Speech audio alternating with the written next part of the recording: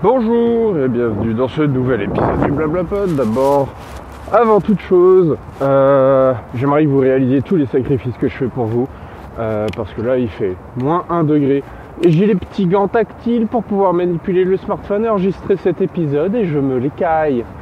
Trêve de plaisanterie, aujourd'hui on va parler de mariage. Vous avez pensé qu'après l'épisode sur Dieu, voilà l'épisode sur le mariage, est-ce que je suis pas en train de tourner vers... je sais pas, j'ai même pas d'expression qui me vient. En tout cas, non, il s'agit pas de ça. Et je vais même pas donner mon opinion. Bon, remarque, dans l'épisode sur Dieu, je vais pas donner non plus. Du coup, je vais la donner, mais je la donnerai à la fin de l'épisode. En l'occurrence, en parler de mariage gay. Et je vais commencer par peut-être une petite introduction qui me paraît nécessaire. Au Québec, on est assez tolérant. Alors évidemment, j'ai du mal à comparer avec tous les pays du monde. Par contre, c'est très facile de comparer avec le reste de l'Amérique du Nord et en particulier le reste du Canada. En ce qui concerne les actes haineux, donc les crimes racistes, etc., on est en dessous de la moyenne nationale. Toronto est la capitale du crime haineux. En ce qui concerne l'acceptation des homosexuels et du mariage homosexuel, le Canada est largement parmi les nations tolérantes. Ceci dit, le Québec est 10% au-dessus, à peu près. Et je connais plus mes chiffres par cœur, je les ai vus la semaine dernière. C'est tout le problème de faire des streetcasts, en particulier à vélo, on a du mal à vérifier exactement les chiffres. Tout ça pour dire que on n'est quand même pas un pays qui a un problème de tolérance. Cela étant, il y a toujours des idiots. Et j'aime bien les idiots parce que souvent ils sont pas idiots que dans un seul truc, ils sont multi-idiots. Et ça c'est un truc que les gens intelligents n'ont pas, ou du moins beaucoup plus rarement. Ils sont rarement multi-intelligents. Ils sont même souvent très intelligents dans une discipline, très idiots partout ailleurs. Bref. En me faisant vieux, je deviens un peu Ulrich. Je ne sais pas si vous connaissez et suivez Ulrich sur Facebook. Ulrich, c'est mon associé sur l'aventure humanoïde, enfin l'un de mes associés. Et ça fait quelques années que je vois sur Facebook que quand il a des crises de productivité / procrastination, parce que ça va souvent ensemble, hein, on fait des trucs dans le rush, du coup on s'accorde des pauses de 10 minutes toutes les 15 minutes, à force d'avoir rushé, bref, vous voyez de quoi je parle. Et bah du coup lui il va dans les commentaires des posts Facebook de 20 minutes et puis il corrige les gens. Et moi ça fait pas très longtemps, mais je m'aperçois que ça fait quand même déjà quelques mois. Je fais la même chose sur les articles du Devoir. Je regarde les commentaires et puis évidemment ça m'énerve, évidemment je suis obligé de répondre. Après on me demande oui cette classe là pourquoi tu l'as pas passée en Eric Java et tout. Je sais pas, je peux pas, j'ai pas le temps. Comment ça t'as pas le temps? Il y a quelqu'un qui a tort sur internet. Bref, je lisais un article. Non, j'ai pas lu l'article, je l'ai lu en diagonale. Sur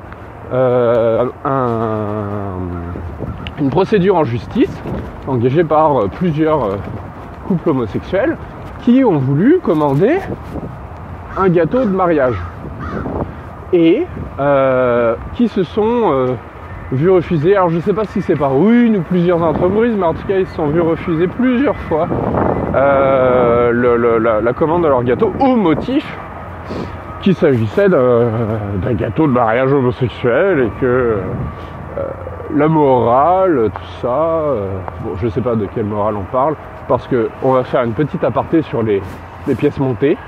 Arrêtez les putains de pièces montées, c'est dégueulasse. Ça coûte très cher pour avoir un vrai gâteau, une vraie pâtisserie, quelque chose de mangeable en pièces montées. Personne de normal n'a l'argent pour ça. Absolument personne. On le dépense en alcool. Soyons très clairs. Donc on se retrouve souvent avec des espèces gâteau immonde à base de mie de pain recouverte de crème, ou, ça c'est pour les Français, la petite spécialité de la France, des putains de choux à la crème dégueulasses, parce que c'est facile à monter. La pièce montée est plus grande. Ouais, elle est aussi beaucoup plus moche, mais elle est plus grande. Et ça c'est important, il faut avoir la plus grande pièce montée. Et le sketch, c'est parfois même, tu te retrouves avec une pièce montée de faux, comment ça s'appelle, une putain de truc à la crème, de faux choux à la crème, parce que c'est encore plus facile que des vrais. Ok, pourquoi pas, d'accord, bon, t'as une grande pièce montée qui est fausse, du coup dans notre assiette on va pouvoir avoir un vrai dessert. Non, du coup on se fait quand même servir des vrais choux à la crème qui étaient pas dans la pièce montée. Arrêtez, c'est pas bon. Bon, voilà, petit aparté terminé, revenons donc au sujet. Action en justice, et dans les commentaires, là je retrouve une espèce de vieille croyance que ma mère a aussi, c'est assez répandu. Comme quoi, je sais pas si on va m'entendre, là je passe sous le train de banlieue. C'est plein à craquer d'ailleurs. Donc une vieille croyance selon laquelle une entreprise privée peut choisir ses clients. Pardon ? Non. Je ne sais pas dans quel univers, dans quel monde. Une entreprise privée ne peut pas choisir ses clients. Personne ne peut choisir ses clients. Dans une société libérale, et en tant qu'occidentaux, on vit à peu près tous dans une société libérale. Même au Québec, on a une grosse tendance à la social-démocratie. La social-démocratie est une société libérale aussi.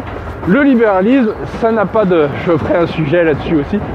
Ça n'est pas le capitalisme. Et d'ailleurs, le libéralisme n'a aucunement besoin du capitalisme pour fonctionner. Bref. Donc, dans les fondamentaux du libéralisme, il y a la liberté d'entreprendre. Pour avoir la liberté d'entreprendre, bon, évidemment, il faut qu'on nous autorise à... Excusez-moi, c'est l'hiver. Faut qu'on nous autorise à créer tout type d'entreprise. Pas forcément tout. Mais que quand on ouvre un secteur aux activités libérales, il soit entièrement ouvert. Donc là, ça s'oppose au corporatisme. Bon, donc liberté d'entreprendre, on comprend bien, ça veut dire aussi qu'il faut qu'il y ait une libre concurrence. Alors qu'est-ce que ça veut dire une libre concurrence ? Ça veut dire qu'il n'y a pas de monopole en place. Alors les monopoles, c'est pas forcément des monopoles d'État, d'ailleurs c'est même souvent pas des monopoles d'État. Faut qu'il y ait pas d'entente sur les prix, et il faut qu'il y ait pas d'entente d'une façon générale, quand bien même cette entente se ferait en fonction de principes moraux non établis par la loi, comme par exemple interdire de vendre des trucs à une catégorie d'individus en fonction de leur orientation sexuelle, de leur race, de leur religion, ou tout simplement parce que ils travaillent pour des concurrents.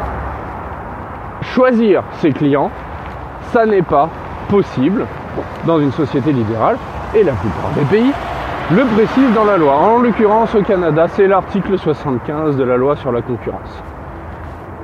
Ça me semble, de mon côté, un basique, mais force est de constater que ça n'est pas compris par tout le monde, et ça c'est un truc qui vient me chercher, parce que quand on est un professionnel qui se lance dans une activité libérale, on est souvent tout seul. On est souvent un individu qui vend des trucs. Mais c'est pas ça aux yeux de la loi. On est un particulier, et à côté, on est un professionnel avec une activité, une entreprise, et c'est pas du tout les mêmes règles. Et évidemment, les gens qui considèrent qu'une entreprise peut choisir ses clients, considèrent qu'ils peuvent le choisir en fonction de tout principe. Et que si on a une religion donnée qui déteste les homosexuels, alors je sais pas quelle est cette religion-là, moi j'ai grandi avec une éducation religieuse, j'ai jamais vu ça, mais bon, passons. Bref, ils considèrent que c'est tout à fait légitime et que ça contreviendrait à leur liberté de conscience qu'on leur impose de servir les homosexuels. Alors déjà, la liberté de conscience, de ça n'existe pas. On a la liberté d'opinion, on a la liberté de culte, la liberté de conscience, faudrait définir un petit peu ce que c'est. Et en fait, un business n'a pas de liberté de culte ni d'opinion. Un business, c'est un business. Toi, en tant qu'individu, tu fais ce que tu veux. Mais personne t'a forcé à partir ton entreprise et à répondre aux droits du commerce. Ça m'énerve. Donc évidemment, je suis parti dans un débat là-dessus avec notamment une personne, parce que j'avais pas le temps de répondre à 30 000 non plus. À la fin, cette personne-là est partie, somme toute poliment, c'était pas non plus les débats que Ulrich peut avoir en France. Est partie en disant que évidemment il y aurait pas de consensus à l'issue de ce débat, vu que j'essayais de pousser mes opinions contre elle.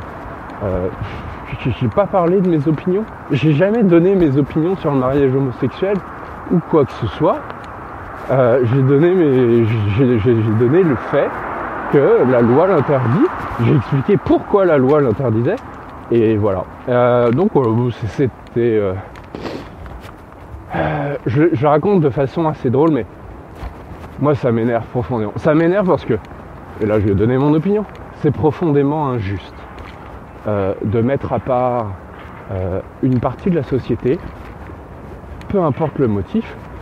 C'est particulièrement frustrant dans un pays qui a vécu plus de 200 ans sous domination anglaise et qui, jusqu'à il y a 40 ans, vivait strictement le même genre d'humiliation dans les commerces parce qu'ils ne parlaient pas l'anglais. C'est frustrant qu'en 2017, on en soit encore là. Et en plus de ça, on rajoute un top of it, le fait que les gens ne comprennent pas le système économique dans lequel ils évoluent, confondent toutes les libertés avec n'importe quoi, et ça m'énerve au point de manquer 1 heure de sommeil, parce que ça m'énerve. Voilà, je suis content quand même d'avoir partagé ma frustration avec vous, chers auditeurs, et puis je vous dis à la prochaine, qui à mon avis sera bientôt, parce que plus il y a d'épisodes de Blablapod, plus il y a d'épisodes du Blablapod. Ciao!